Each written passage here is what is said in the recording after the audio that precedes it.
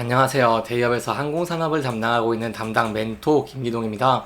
자, 오늘은 아시아나 화물사업 매각으로 인해서 합병에 한 발 더 다가갈 수 있을지 기대가 되고 있는 대한항공에 대해 살펴보도록 할 텐데요. 구체적으로 아시아나 화물 매각 현재 어떻게 진행이 되고 있는지, 그리고 저희가 어떠한 부분들을 지켜봐야 되는지 제가 여러분들에게 자세하게 설명해 드릴 테니까요. 딱 5분만 집중한다고 생각하시고 지켜봐 주시면 정말 감사하겠습니다. 이번 시간에 일단 화물폰 입찰이 시작했기 때문에 여기에 대한 내용들 함께 살펴보도록 할 거고요. 이제 마지막으로 대한항공 같은 경우에는 이 리스크적인 측면, 환율이라던가 아니면 유가적인 측면, 소폭은 횟수는 모습을 보여주면서 다시 반등을 하고 있는 모습을 보여주고 있습니다. 그래서 여기에 대해서 어떠한 대응 전략을 짜는 게 좋을지까지 제가 여러분들에게 자세하게 설명해 드릴 테니까요. 영상 시청해 주시기 전에 구독과 좋아요 한 번씩만 눌러주시기를 부탁드리도록 하겠습니다. 아시아나 화물 사업 본 입찰 시작이 됐습니다. 그렇기 때문에 이 부분 제가 굉장히 좀 중요하게 봐야 될 것 같은데요. 여기서 저희가 주로 봐야 될 골자는 딱 두 개라고 볼 수 있겠습니다. 구체적인 주제 좀 설명드리면, 첫 번째는 이 대한항공 같은 경우에는 좋은 가격에 당연히 팔고 싶어 할 것이고요. 이 두 번째는 유럽입니다. 유럽 같은 경우에는 시장 경쟁을 좀 요구하고 있기 때문에 이 두 기업과 유럽 간의 입장 차이, 이해 관계를 좀 저희가 좀 지켜보는 것이 중요하겠다라고 볼 수 있겠습니다.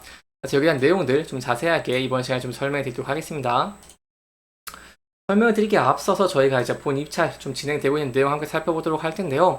이 원래는 제가 좀 말씀을 드리고 싶은 게, 4명이 좀, 4기업이 좀 참가하기로 했었습니다. 바로 제주항공, 에어프레임이아, 이스타항공, 에어인천, 4곳이 원래 참여할 것으로 이렇게 좀 돼 있었는데, 그 중에 좀 제가 유력하게 보고 있었던 제주항공이 여기서 좀 많이 빠졌습니다.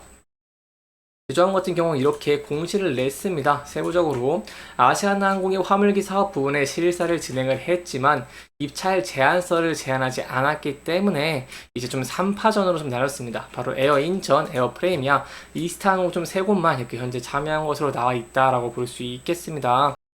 이 세 항공사 같은 경우에는요, 제주항공이랑 좀 많이 다릅니다.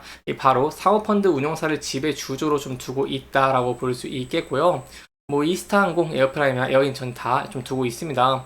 이들 PE, 이 사모펀드, PE 같은 경우에는 뭐 다른 재무적 투자자, 대주단과 손잡고 좀 인수 자금을 좀 조달하는 방안을 검토 중인데요. 현재 여기에 대한 가격이 조금 문제가 좀 되고 있다라고 볼 수 있겠습니다. 이 구체적으로 어떤 문제가 있냐라고 한다면, 이 화물 항공사 운송 사업 같은 경우에는요, 이 매물 가치가 높지만 인수 이후에 대규모 신규 투자가 필요합니다. 사실 아시아나 항공의 화물 같은 경우는 노후된 상태이기 때문에 새로운 주인은 운전 자본의 투자를 버틸 수 있을 만한 현금과 유동성이 요구가 되는데, 당장 사업부 인수 자금 외에 지속적으로 투자를 버틸 체력이 있는지, 이러한 부분을 저희가 좀 중요하게 봐야겠다라고 볼 수 있겠습니다. 그리고 또 원매자 같은 경우에는 이런 자금적인 영향 외에도 여러 이해 관계자의 의중을 좀 살펴봐야 됩니다. 핵심은 의사 결정의 정점에 있는 이 유럽 집행위원회 EC라고 할 수 있겠고요. 이 EC 같은 경우에는 대한항공과 아시아나항공의 기업 결합 조건으로 화물사업부 매각을 좀 바라보고 있는 상황입니다. 따라서 이 양사의 통합을 우려했던 독과점 문제를 해소하는 동시에 화물 운송 사업의 경쟁을 좀 유지할 수 있는 인수자료는 찾고 있다라고 볼 수 있겠습니다. 따라서 이번에 거래를 주도하고 있는 대한항공 같은 경우에는요, 단순하게 최고가 입찰 방식으로 진행할 수가 없습니다. 이 경쟁자 대비 높은 가격을 제시하는 원매자가 있다고 하더라도 이 C 측에서 새 주인으로 적절하지 않다고 판단하게 된다고 한다면, 이 거래가 좀 성사되기 힘들고 이렇게 된다고 한다면, 대한항공이 그동안 계속해서 이렇게 이끌어왔던 합병이 많이 힘들어질 수 있는 상황이다라고 볼 수 있겠죠. 대한항공차 같은 경우에는 사실 아시아나 측의 이제 입장을 좀 고려하면 가격 욕심을 좀 내려놓기 쉽지 않습니다.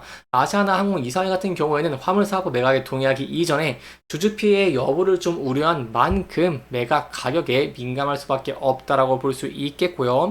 그리고 여기에 대한항공과 아시아나 항공의 통합에 공적 자금 회수의 운명이 좀 좌우되는 KTB 산업은행도 좀 주요 이해 관계자이기 때문에 이런 이해 관계자들이 좀 복합적으로 얽혀 있다라고 볼 수 있겠습니다. 그래서 앞으로 좀 정리해서 설명을 드리면 대한항공 같은 경우에는 이런 아시아나의 항공사업 부분을 좋은 가격, 높은 가격에 팔아야 좋고 유럽 집행위원회는 매각 이후에 이 경쟁 유지를 가장 중요하게 보고 있기 때문에 계속해서 저희가 이런 입찰이 어떻게 진행될지 좀 지켜보시는 게 중요할 것 같고요.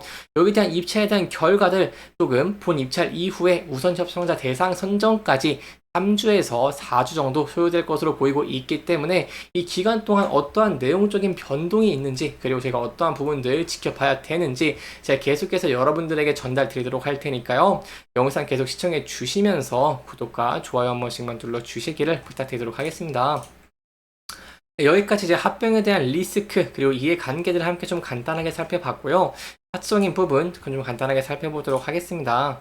이 차트를 보면은 대한항공 같은 경우에 최근에 이제 유가적인 측면이 있었죠. 유가 같은 경우에는 유가가 1달러가 오르게 된다고 한다면 약 400억 원의 손실을 볼 수 있기 때문에 유가 굉장히 좀 중요하다라고 설명을 드렸습니다. 하지만 최근에 이제 이란과 이스라엘의 좀 지정학적 리스크가 해소가 되는 모습을 보여주면서 유가 좀 안정적인 모습을 보여줬고요. 이에 따라서 대한항공 같은 경우에도 좀 긍정적인 주가의 모습을 보여주고 있다라고 볼 수 있겠습니다. 분명 리스크적인 측면은 존재합니다. 하지만 일단 긍정적인 전망들로 좀 설명을 드리면 유가 하락과 더불어서 현재 대한항공 또 18조 원 투자를 한다던가 미래 먹거리에 대해서 굉장히 힘을 쓰고 있는 모습을 보여주고 있죠. 그래서 이러한 모습이 좀 다각화되면서 보여주게 된다고 한다면 추가적인 상승 여력이 있습니다. 따라서 상승 시에는 앞서서 저항 지지받았던 구간대를 돌파할 수 있을지 여부 함께 지켜보시는 게 중요할 것 같고요. 두 번째로 중요한 게 돌파 후에 매물대와 함께 얽혀져 있는 장기 이평선 구간이라고 설명을 드릴 수 있겠는데요. 따라서 이 부근대를 돌파할 수 있을지 그리고 그 이후에 이제 상단 부분이라고 할 수 있는 전 고점 단기 전 고점 부분도 돌파할 수 있을지 여부 함께 지켜보시는 게 중요할 것 같습니다. 그리고 이제 리스크적인 측면 합병이 조금 현재 뭐 파리에 대해서 파리의 뭐 항공협상 위반에 대한 내용이라던가 아니면 이런 화물사업 매각에 대한 다양한 이해관계들이 조금 리스크적인 측면으로 부각되면서 하락하는 모습을 보여주게 된다고 한다면 저희가 전에 이렇게 지지받았던 구간대 좀 크게 보도록 하겠습니다. 이 구간대에서 지지받을 수 있을지 여부 함께 지켜보시는 게 중요할 것 같고요. 이 부분을 이탈하는 모습을 보여주게 된다고 한다면 저희가 전 저점 부분까지 좀 열려있다는 부분 염두에 두시면 좋을 것 같습니다. 이제 마지막으로 좀 수급적인 측면 말씀을 드리고 싶은데요. 대한항공이 과거에 상승을 할 때 연기금 쪽에서 많이 매수를 해준 모습을 보여줬는데 최근에 보시면 연기금이 좀 계속해서 매도를 하고 있는 모습을 보여주고 있음에 따라서 기간의 수급 돌아올 수 있을지도 함께 좀 지켜보시는 게 중요할 것 같습니다. 이렇게 이번 영상에서는 대한항공의 이 합병에 좀 문제가 될 수 있을 만한 부분 다양한 이해관계들 함께 좀 짚어보면서 진행을 했고요. 해당 영상은 개인적인 의견이 많이 들어갔기 때문에 투자자분들의 주관적인 생각과 해당 내용을 토대로 현명한 선택을 하시면 좋을 것 같습니다. 이렇게 영상 잘 보셨다면 좋아요와 구독 부탁드리면서 오늘 영상 마무리하도록 하겠습니다. 여기까지 시청해주셔서 감사합니다.